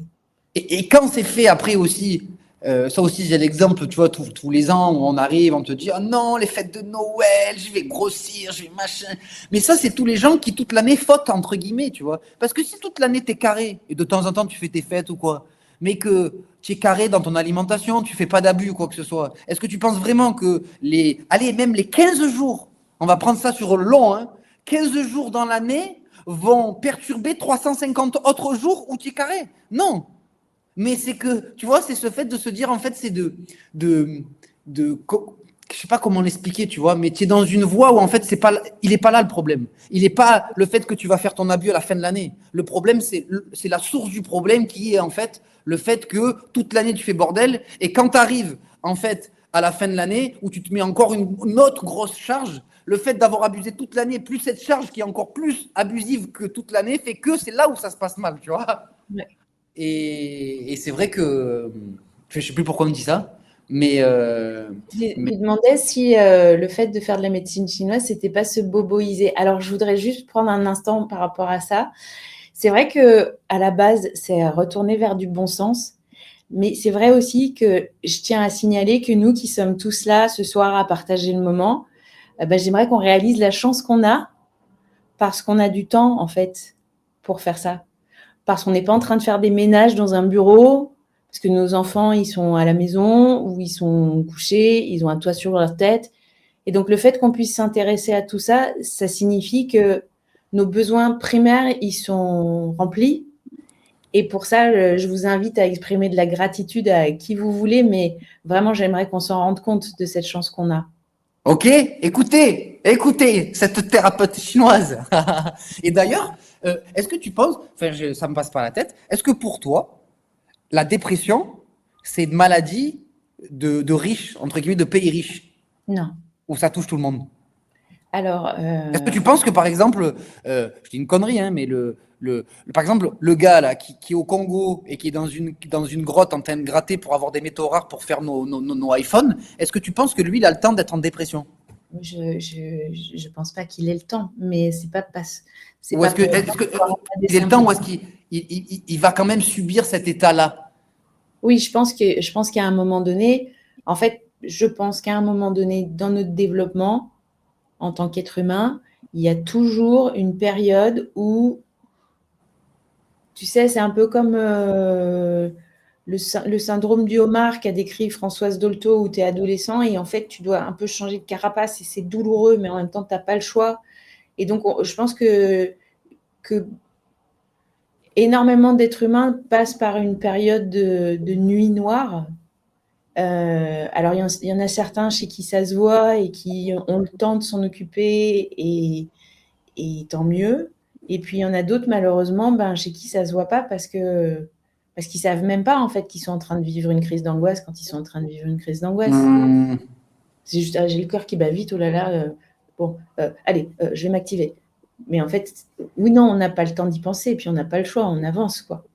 Et est-ce que c'est une maladie de riche, parce que c'est péjoratif pour des personnes qui n'ont vraiment pas choisi et qui rament depuis très longtemps pour sortir de ce mal-être, parce que donc c'est pas une maladie de riche, mais je pense que c'est quand même important, même dans ce désarroi, de pouvoir contacter cette étincelle de gratitude qui dit ouais, mais j'ai de la chance quand même de me rendre compte que j'ai une blessure. Parce que si tu te coupes là aujourd'hui, tu désinfectes pas la plaie, Ouais. C'est tout ton bras qui va s'infecter. Ouais. Alors que si tu as le temps de t'occuper de ta blessure, tu le localises, tu le gardes localisé et tu t'en... Malheureusement, énormément de gens, en effet, n'ont pas l'espace ni le temps pour juste voir qu'ils ont une blessure.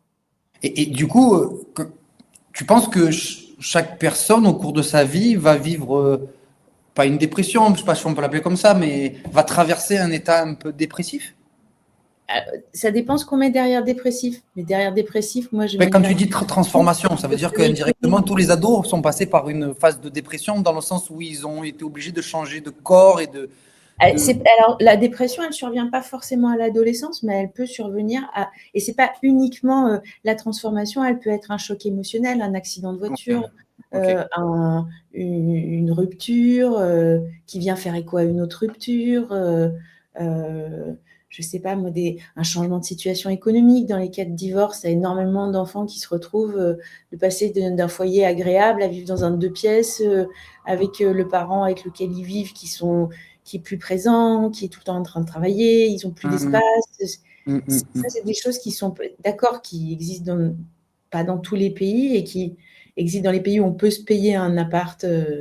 Mais ça peut être n'importe quel changement. Tu sais, dans une classe, il y a toujours une poignée d'élèves qui comprennent plus vite que les autres et les autres qui comprennent 6 mois plus tard. Je ne sais pas moi, un exercice de géométrie, par exemple. Ça ne fait pas de ceux qui comprennent plus tard des idiots. C'est juste qu'on n'est pas câblés tous sur le même voltage, on n'a pas la même façon de réfléchir, pas la même façon de les choses. Des personnes qui se font renverser, t'en as qui n'ont rien et t'en as qui ne se relèvent pas. Tu vois, on n'est pas tous égaux et on ne va pas vivre les choses tous au même moment. Mais oui, je pense qu'à un moment ou un autre dans la vie, on traverse une période où c'est un peu lourd et c'est un peu dur. Et est-ce que ce ne serait pas essentiel de vivre ce moment? Quand tu m'as symbolisé tout à l'heure le fait que tu es un peu dans la nuit noire, est-ce que justement après la nuit il y a le jour, tu vois? Et que peut-être qu'il faut rentrer dans la nuit pour pouvoir revoir le jour? Bien sûr. Alors, moi je vais un peu dans ton sens, mais de dire à quelqu'un qui traverse cette nuit noire, t'as de la chance, ça t'arrive. C'est pas évident. Je pense pas.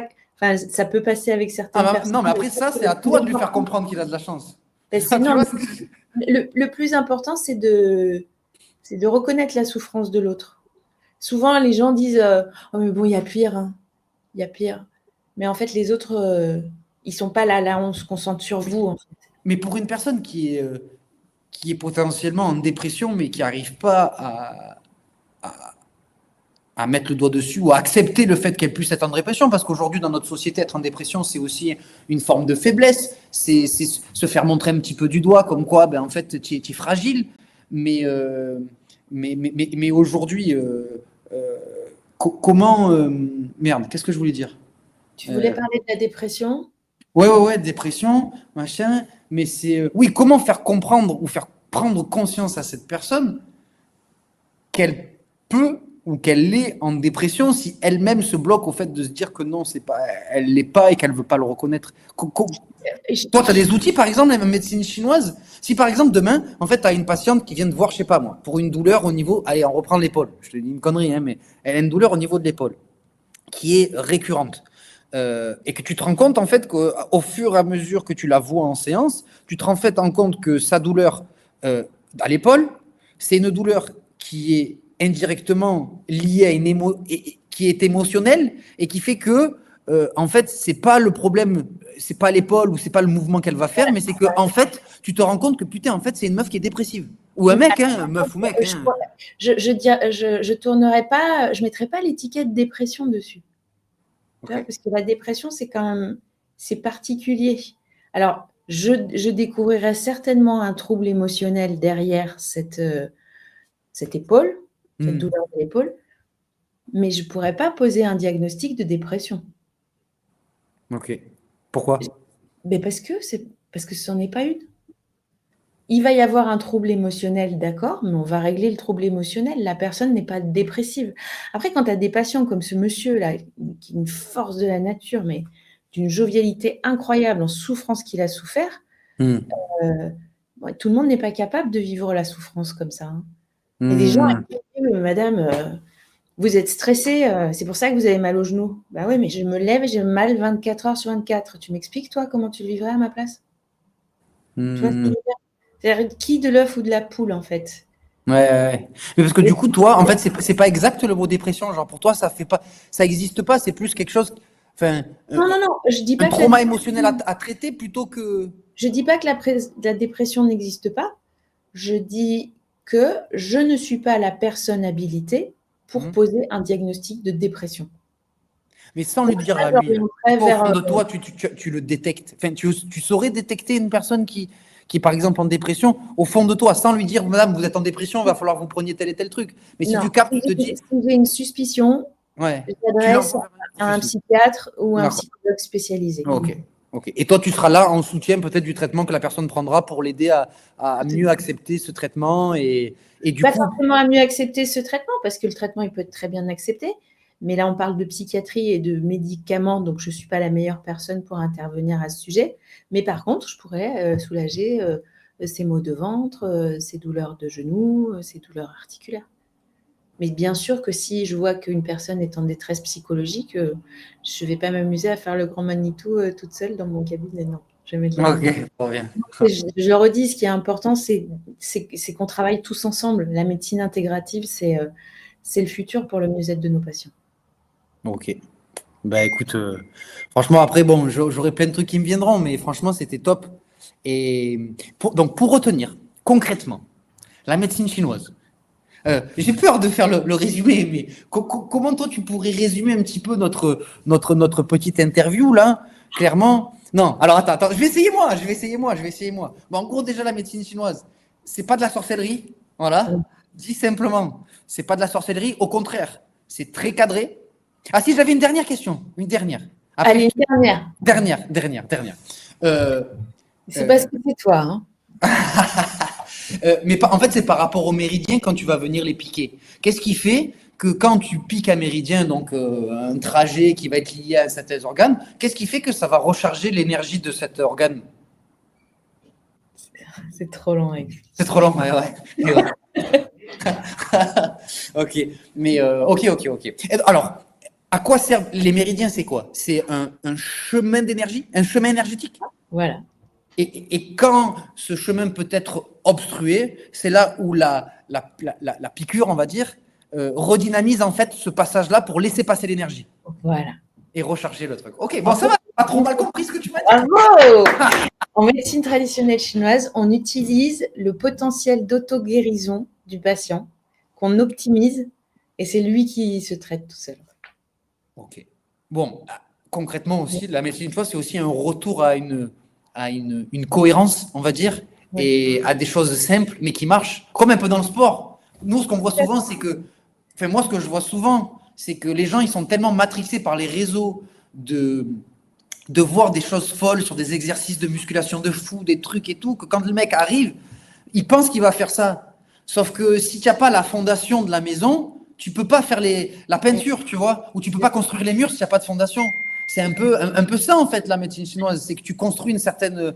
Les fondations, les murs, la toiture, enfin, étape par étape pour après exprimer tout le reste. Mais avant, il te faut des bases solides, quoi. Et les bases solides, ça arrive par des choses simples que tu peux mettre en place au quotidien. Tout à fait. Bon, en tout cas, Sabrina, merci beaucoup de ton intervention. Merci Alex. Merci à tous de nous avoir rejoints et accompagnés. J'ai pas pu voir vos questions. Et bon, il n'y a pas trop eu de questions aujourd'hui, mais en fait, je pense que tu as tellement été précise et claire dans tes explications que en fait, c'est venu tout seul. En tout cas, nous, on peut te retrouver. J'ai entendu tout à l'heure le 2 boulevard Michelet, c'est ça? Oui, c'est ça. Sur rendez-vous, bien sûr. Bien sûr. Dans ton cabinet. Exactement. Sur Marseille, du coup, on précise quand même. Oui. Et tu as aussi ta page Instagram, c'est ça, Sabrina Pinard Contact? Voilà, tout à fait. On peut voir un petit peu ce que tu fais. Et on peut me poser des questions aussi. D'accord, donc si les gens sont intéressés ou quoi que ce soit, tu peux toi aussi répondre en direct, enfin pas directement, mais quand tu as vu la question. Voilà, vraiment. Ok. Eh bien franchement, merci beaucoup. C'était trop cool. Ouais, non, franchement, c'était trop cool. Après, je t'avoue qu'il y a des. Ouais. Ah ouais, mais ça a l'air vraiment énorme. Hein. Moi, j'ai connu ça par la kinésiologie, par ma femme qui se refait. Bon, bref. Et des fois, quand on parle un peu de médecine chinoise, je te dis ouais. Et en fait, bon, là, on a pu poser certains mots et certains principes et ça a l'air vraiment super intéressant. Je pense que ceux qui nous ont écoutés ont compris que c'était pas quelque chose du luberlu et bien au contraire, qu'il n'y a pas vraiment de dualité entre la médecine occidentale et la médecine chinoise et qu'au contraire, peut-être que l'avenir serait justement d'unir ces deux médecines-là pour avancer. Et voilà, et puis bon, ben, tu vois, je remercie la vie, moi, d'avoir croisé ton chemin et que tu justement apporté à l'émission Shape Up parce qu'on a toujours, reçu des gens de qualité et que tu en fais partie et ça fait vraiment plaisir et merci beaucoup pour ton intervention. Et éventuellement, ben, nous, on se reverrait potentiellement pour cette épaule qui. Écoute, de toute façon, j'ai une compétition à la fin de la semaine. Si je me pète l'épaule, je vais te voir quand même. Je peux quand même venir te voir. Et sinon, on va se parler en off et on essaie de se voir vendredi si tu veux. Ça va. Juste avant. Okay. Allez, ça va. Allez, eh ben, merci. Et puis, à bientôt, l'équipe. Bonne soirée. Salut. Merci.